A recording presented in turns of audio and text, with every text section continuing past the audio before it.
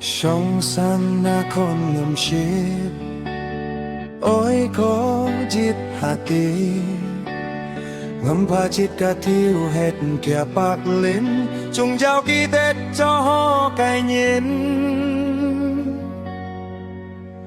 sampak liuk ship nằm nghe trong bắn hôi liền ship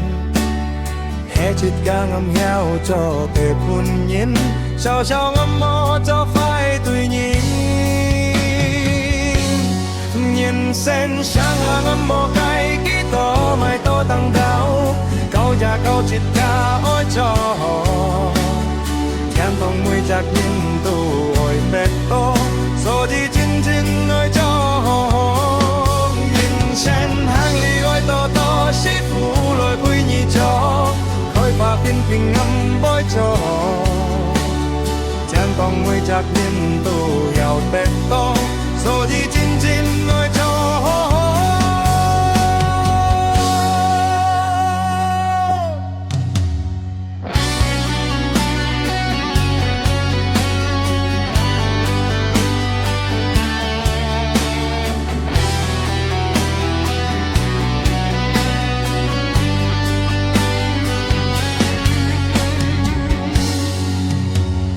sampak liuk ship nằm ni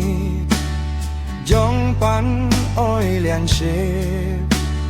hết chít cả nằm heo cho tết buồn nhìn sao sao ngắm mô cho phai tùy nhìn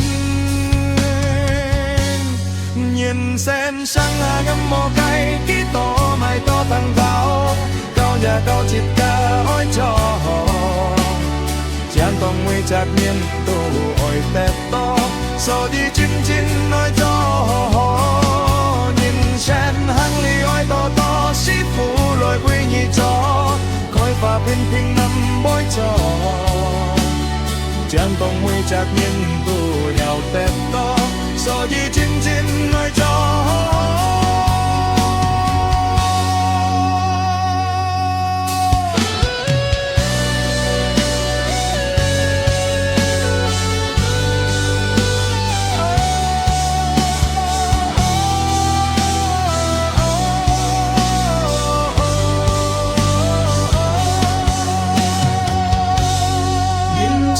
sáng hàng ngắm mò cây ký to mai to thăng tháo câu già câu chít cả ôi cho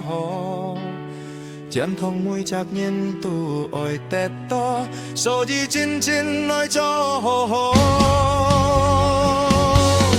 nhìn sen hang ly ôi to to sĩ phụ lôi quy nhị cho khói pha pin pin ngâm bói cho